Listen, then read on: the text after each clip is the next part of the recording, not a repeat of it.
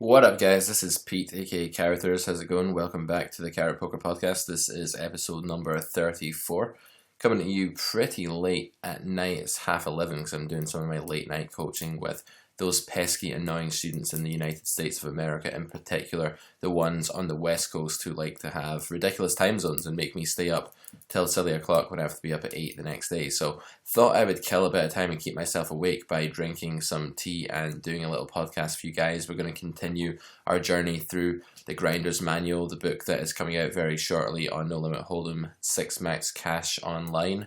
And yeah, we've talked about a bunch of the chapters in overview format. I've not gone into like huge detail of every chapter. I've gone into about 1 or 2%, I would say, of what's actually in each chapter in these little segments because the book is very extensive. What I'm going to do today is go through 2 example hands from the book, and in particular from chapter 9, which is entitled Combos and Blockers. We're going to talk about combos today. I'll get to blockers on a future episode, I think, but the two are kind of interrelated. Combos is short for combinations, and it basically refers to a combo is basically one way in which you can have a certain hand, or it's one possible arrangement of 2 whole cards in any order that you can be dealt out of the 52 that are in the deck. For example, Ace of Diamonds, Jack of Hearts is one combo, 4 of Clubs, 4 of Spades is another, 6 of Spades, 7 of Spades is another, 7 of Spades, 6 of Spades is the same combo as 6 of Spades, 7 of Spades. This is known as a different permutation, but the combo is exactly the same. You have the same 2 whole cards. So there are a bazillion different permutations of whole cards you can get in No Limit Hold'em, but let's focus on combos where there is less of a bazillion. There are 1,326 different combinations of whole cards that you can be dealt before the flop. Now, why does that matter? Why would you need to actually know that there are 1,326 combinations in this game? Well, it's kind of useful because you can sort of when you start learning like how many combos certain ranges are, you can start to actually work out what percent of hands that is by being aware that 1326 is the overall amount. Or maybe the reverse of that is even more useful, whereby when you know that villain is only 4-betting 3% of hands, you know that that's like 3% of what is just over 1,000 or 1,000 and a third. Basically, you can kind of work out that 3% of hands is going to be no more than sort of 40 combos. So it's quite useful in absolute terms just to know that number, and it's something you can draw upon as you progress as a poker player. But the main use of combos is a more sort of zooming into a more kind of accurate level where you're talking about smaller amounts of combos, where you realize that flopping a set is only 3 combos and villain can have all this air, and therefore his range is weighted in a completely different way than you might expect if you don't know what combinations are. I'm going to show you a pre-flop situation where you can use your understanding of combos to actually weight villain's range and kind of work out what he has X percentage of the time if his range is Y. And then we're going to look at a post-flop variation where we're going to look at a post-flop example where we're going to look at how a range is weighted that contains a fairly snug, small, defined value range and then could contain abundant amounts of air. I just want to show you like the effect that weighting actually has when you understand how few combos of value there are. So those are the 2 kind of examples I'm going to go over today. Before we get stuck into those, I want to just quickly cover the basics of combinations. Now, in No Limit Hold'em, I said before, there are 1,326 total combos, and those are broken up into different regimented parts. There are 3 main segments of pre-flop starting hands. There are offsuit hands, there are suited hands, and there are pocket pairs. Pocket pairs are offsuit as well, but we don't describe those as offsuit because they're necessarily offsuit by nature. So it'd be a bit redundant to say that 4s is offsuit, because to get 2 4s of clubs would mean that you are cheating severely and have snuck a 53rd card, aka an extra 4 of clubs into the deck. And we don't want to be doing that, and we can't really do that in online poker unless we're like Ultimate Bet in 2008 or whenever that was, when shit like that went down. Anyway, I believe that was actually just super users not actually sneaking cards into the deck, but you get the picture. It's impossible to have a suited pocket pair. So pocket pairs then are always offsuit, and what you can have there is 6 combos of each. You can have the 6 of spades, and you can have that with 3 of the other 6s. 6 of spades with diamonds is 1, with clubs is another, with hearts is a third. then you can take your next 6, the 6 of hearts. I'm going down this in bridge hand order because I kind of like bridge right now. So spades being the strongest suit, hearts being the next strongest suit. That's kind of redundant for you, but whatever, may not be. 6 of hearts can be made. We've already covered the 6 of spades with the 6 of hearts, so we can't include that again because remember we're counting combinations here, not permutations. So we can have the 6 of hearts with diamonds or with clubs. That's another 2. Let's move down to our next ace, with our next 6, which is the 6 of diamonds. We've already counted it with hearts, we've already counted it with spades, so the only one left that we've not counted is 6 of diamonds, 6 of clubs, which is the 6th and final combination of a pocket pair. There we go, a pocket pair is 6 combinations, there's only 6 ways that you can make a certain pocket pair. Obviously, there are 13 different pocket pairs you can have, so there are 13 by 6 different combinations if someone has all pocket pairs, but that's not normally going to be the case. That would be 78 combos, but is that right? I think so. I'm kind of like tired and doing math in my head right now. Not always the best idea. But yeah, each pocket pair is 6 combos. Then we move to offsuit cards, and this is fairly easy to work out. So with offsuit cards, you have, let's take the hand like ace queen offsuit. So we get the ace of spades here, and you can have that ace with 3 of the queens in the deck. Why can't you have it with all 4 queens? Well, because if you had the ace of spades with the queen of spades, you would have a suited hand, and that's not what we're counting here. We're counting offsuit hands. So the ace of spades with the other 3 queens would be 3 combos. Then we just simply do the same for all the other aces, 3 apiece, 3 by 4, because there's 4 aces in the deck, will bring you to 12 combos. There you go, there are 12 combos of offsuit hands. Suited cards, really easy. There are 4 suits in the deck. If you have 5, 6 suited, you can only have it 4 different ways: diamonds, clubs, hearts, spades. You know what the suits are, right? Probably do at this point in your poker career if you're listening to this podcast. So yeah, 4 ways you can have suited hands. So to recap, you can have 6 combos of a pocket pair, 12 of an offsuit hand, 4 of a suited hand, or if you want to combine those latter 2 together, then you can have 16 combos of an unpaired hand and 6 of a pocket pair. So why is that useful? Because it allows for counting combos really quickly. If I then say villain's range is jacks plus an ace king, how many combos is that? My student might say, I have no idea. And I'd say, well, let's just count it up. Jacks, queens, kings, and aces, that's 4 a pop, that's 24, 4 by 6, 24. And then you have ace king, which is another 16 for offsuit and suited, that is 40 combos. Jacks plus ace king is 40 combos. That's a nice one to remember. So that can be pretty useful, just to know how many combos someone's range is pre-flop. So you can end up dividing it up post-flop and just get an idea of how often they have certain parts of that. Combos are all about weighting. The 2 go hand in hand. The reason that we use combos when we analyze poker decisions is that we want to avoid something that I call the equal chance fallacy.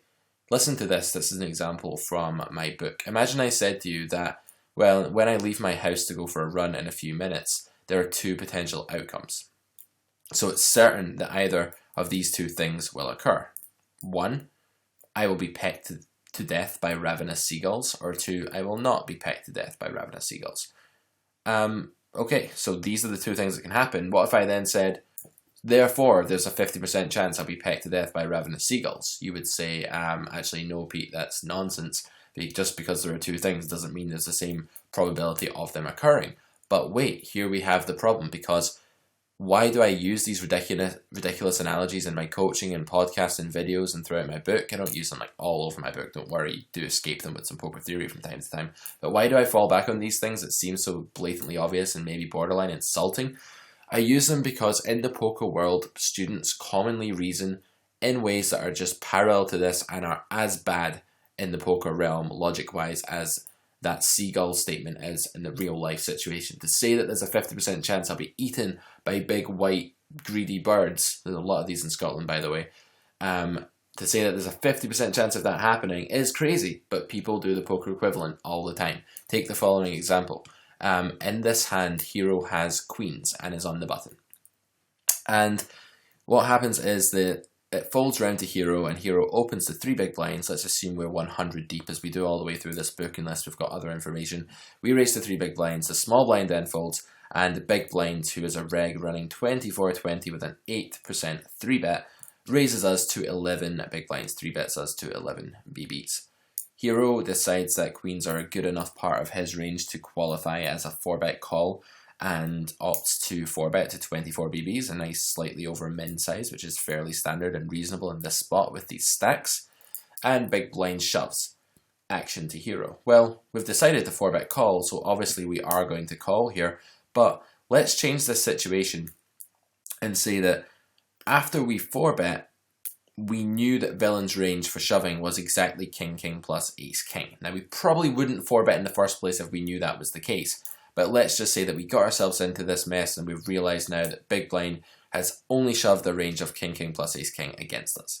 So this would make 4-betting questionable in our position, but we'll ignore this for now and just say that we got into this situation. So some students will say to me, well, we can't call the shove with queen, queen here. It's 100 BB shove. We've only invested 24 big blinds, so it's a lot to us. It's 76 more big blinds to us.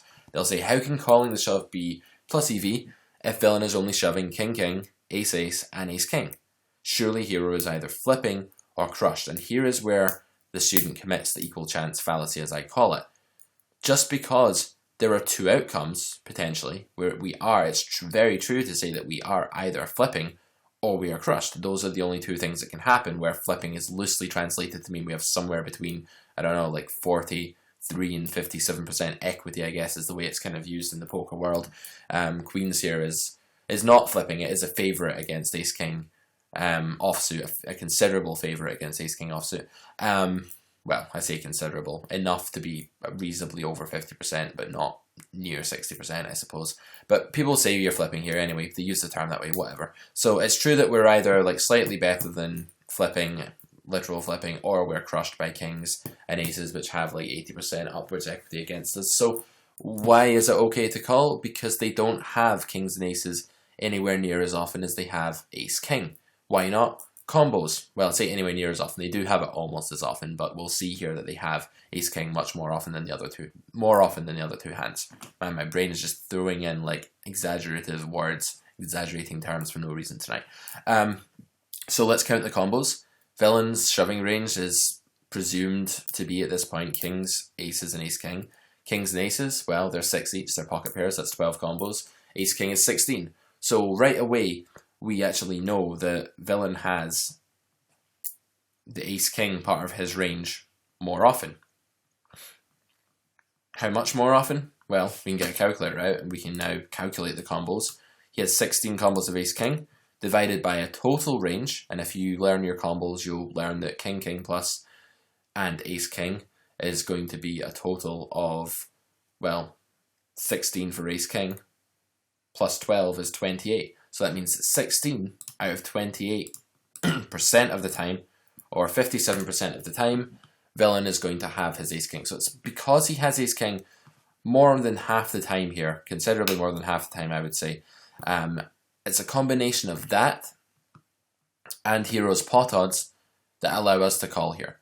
Hero is not investing 100 big blinds into the pot cold. It's not like we're just sitting around and villain shoved the whole stack in and hero had nothing in the pot and he has to call off a whole stack. That's not how it is, because hero's committed 24 big blinds in this perhaps ill-advised 4-bet that he's made with queens.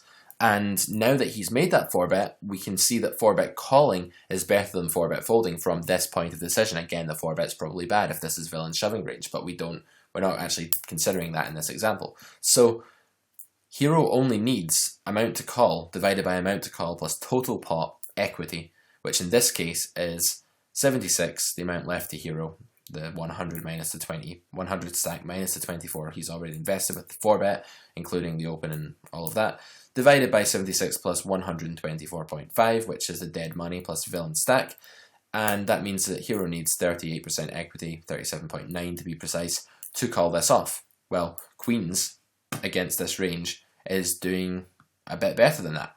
It has 39.9% equity. It only needs 37.9, so it's 2% over where it needs to be. If we do 4-bet queens here, we need to call it off, even though it's true that we're either flipping or crushed. So be aware of the equal chance fallacy. It's true that we're either flipping or we're crushed, but that doesn't mean that we need to fold, because pot odds don't require us to need all that much equity here, and we actually have a lot more equity than you might think. We're either flipping or we're crushed, but we still have 40%. That's almost 50%. You know, it's still a lot of equity. It's a very healthy slice. So try and avoid the equal chance fallacy. If those two things happened equal amounts of the time, like if villain had ace king as often as he had kings and aces, if those two groups were equal, we would find that this was a fold. It's because they're not equal that this is a call, and it's for the same reason that I'm going to go outside for my run, or I was going to go and did go that day. Hopefully I did, because I like running, it's good for me. Apparently it shatters your bones though if you do it on, maybe not shatters, but it ruins your bones and your joints if you do it on concrete. And that's kind of where I tend to run, so maybe I should stop running on concrete. Anyway, I digress. The point is, I went out that day. I didn't fear death from ravenous seagulls because there's not a 50% chance that's going to happen. It's less than like 0.0001%. If you live in fear of ridiculous, bizarre things that would make the papers worldwide happening to you, then you're not going to live a very successful life. And that's why you need to avoid the equal chance fallacy. So now hopefully you see why I make that point in such sort of brutish real life language, because people make the poker equivalent mistake all the time. They reason in that way. You're either crushed or you're flipping. Don't call.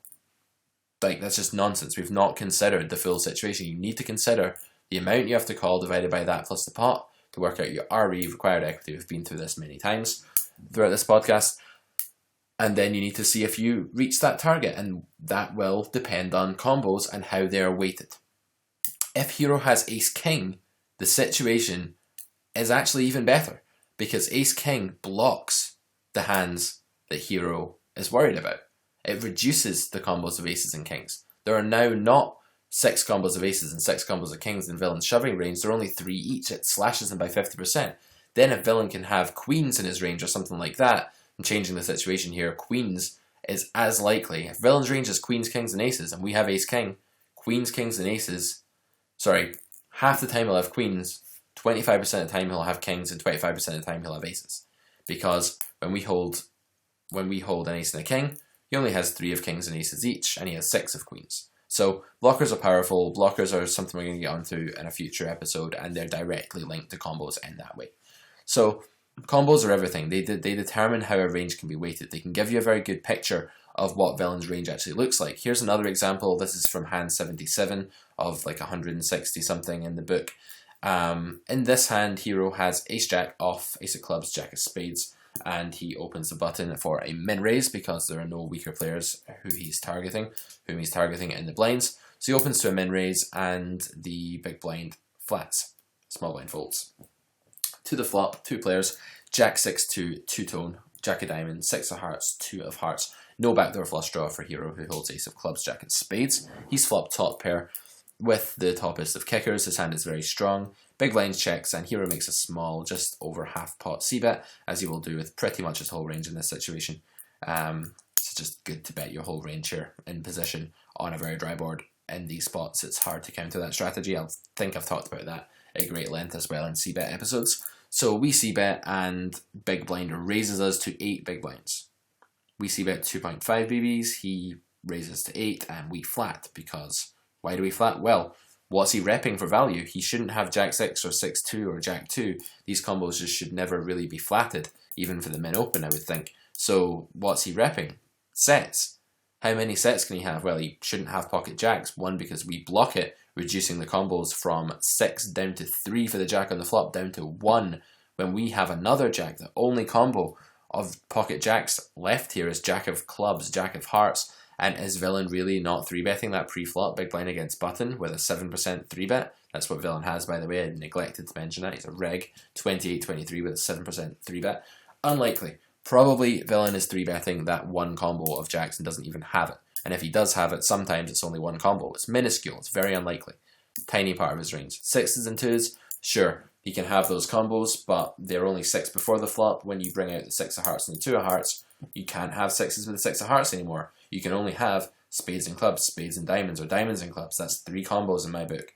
2s is the same, pocket deuces. So the 6 combos of hands here that we're worried about. If villain is just bluffing with, like, I don't know, let's just say 4 or 5 suited, he has almost as many combos of 4 or 5 suited as he does of those hands, and that's a ridiculously small bluffing range. If villain just bluffs sometimes because he feels like it on this flop. Oh, I've got like king queen, I'll just throw in a bluff. Look what happens to his range. He only has 6 of value. You bluff every combo of king queen, you have 16 bluffs to 6 value. I should call down with my whole range. Like anything with showdown value. So villain, you have to be very careful here if you're villain. If you start like, I mean, this is why you don't want a raising range in the first place on this flop as villain out the big blind when you flat on jack 6 2 2-tone, because honestly, like, you just only have 6 combos of value. How are you going to balance that with bluffs? You're going to have to choose like a very small number of bluffs to be balanced here. It's going to be kind of impractical. How are you going to like regulate that? And you're going to cap your calling range in the process, which is not ideal. You want to keep a bit of strength for those times you actually call here, so you can sort of put up some resistance to double and triple barrels more easily and call down more balance and plus EV way. Villain wants to find the best balance strategy. He doesn't want to start raising this flop at all. I just think it's categorically a mistake. But Villain raises here, and Hero just calls, because Hero's way at the top of his range, and thinking about this more in a vacuum, Villain just reps 6 combos of value, and Hero doesn't need there to be many bluffs at all in Villain's range for Hero to call. The rest of the hand plays out that Big Blind then bets the turn, 13.5 into 20 after Hero flats the flop raise, and the turn is 8 of spades, so the board now reads Jack of diamonds, 6 of hearts, 2 of hearts, 8 of spades. So not much changes on this anonymous turn. It's fairly harmless looking. I don't imagine that Villain even has like anything that connects with it at all in his range. So Hero calls again on the turn, and then Big Blind bets 35 BBs into 47.5 on the river, which is the deuce of clubs, making pocket twos reduced from 3 combos as it was on the flop to now 1 combo, just spades and diamonds left for that deuces combo. So there are now just 4 combos of flop sets. Again, we're not counting jacks because there's only 1 combo of it, and it probably gets 3-bet pre-flop, so we're heavily discounting it. So 4 combos of value. If Villain just decides to bluff sometimes with a miss flush draw on this river, Hero has absolutely shitloads of equity, like loads of equity, and Hero only needs 30% equity to call. So unless we have a read that Villain just doesn't bluff here, we need to call this river. There's just nothing else to do, because combos have naturally weighted Villain's range towards there, whether he likes it or not. That's just the way it is. If Villain has any propensity to bluff here, just because he feels like it or isn't thinking about range construction, we'll kill him, because his bluffs will very, very quickly dwarf the few combos of value hands that are in his range. So that's how powerful an understanding of combos can be. Again, that situation also relates back to the equal chance fallacy. Just because there are 2 different outcomes, it does not mean that there's anything close to a 50% chance of each occurring. Villain could have either a bluff or a full house. Sure, that doesn't mean it's half the time that he has that those are true, and even if it were, we'd call, because we only need 30%.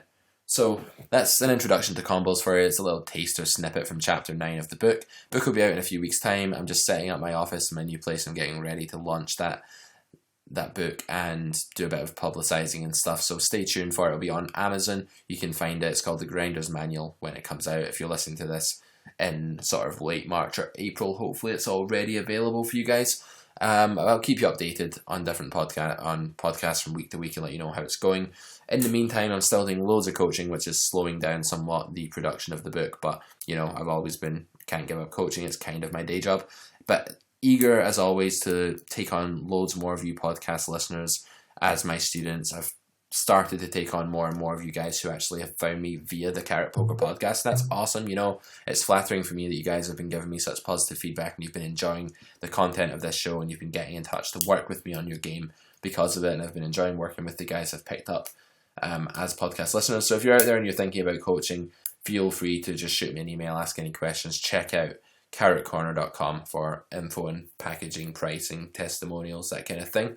And email me at admin@carrotcorner.com if you want to just suggest anything for the podcast, give me some feedback, let me know how it's going with you, or you're interested in hiring me as a coach at some point in the future, or just now, you can let me know, and I'd love to hear from you guys. So in the meantime, I will see you guys on the next one, and yeah, stay tuned for more snippets from the book and more updates as to when it's actually coming out. See you guys later.